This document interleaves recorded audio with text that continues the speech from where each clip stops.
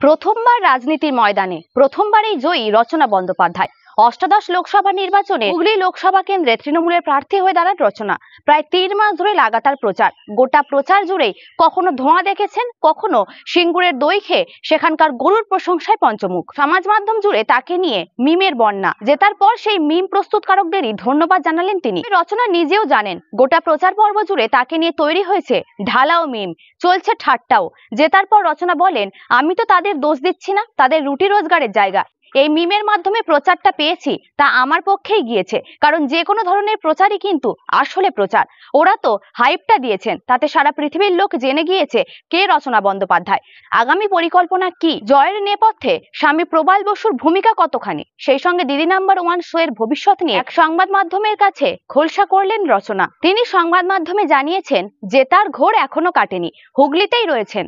সকালে স্থানীয় মন্দিরে পুজো দিয়েছেন আর খানিকক্ষণের মধ্যেই কলকাতার উদ্দেশ্যে রওনা দেবেন। নির্বাচনে তার প্রতিদ্বন্দ্বী ছিলেন লকেট চট্টোপাধ্যায়, একসময় সহকর্মী, তাকে হারিয়েছে। তবে নিজে জিতে অন্যকে খাটো করায় বিশ্বাসী নন রচনা, বরং আগামী 5 বছর হুগলির জন্য একগুচ্ছ পরিকল্পনা রয়েছে তার। তিনি আশ্বাস দিয়ে বলেন, যারা ভোট দিয়েছেন তাদের পাশে থাকতে অঙ্গীকারবদ্ধ তিনি। অবশ্য এই মুহূর্তে কলকাতায় ফিরে আগে একসঙ্গে কয়েক ঘন্টা ছেলের সাথে সময় কাটাবেন তিনি। তিনি জানান, গত কয়েক মাস আগে একদম সময় দিতে পারেনি ছেলেকে। জেতার পর ছেলে বলেছে, মা আমাকে এবার সময় দেবে, ওকে নিয়ে ঘুরতে যাব আগে। সাংসদ হিসেবে নিজেকে দায়িত্ব নিতে হচ্ছে, তবে কি দিদি নাম্বার 1 শো এর ভবিষ্যৎ অনিশ্চিত?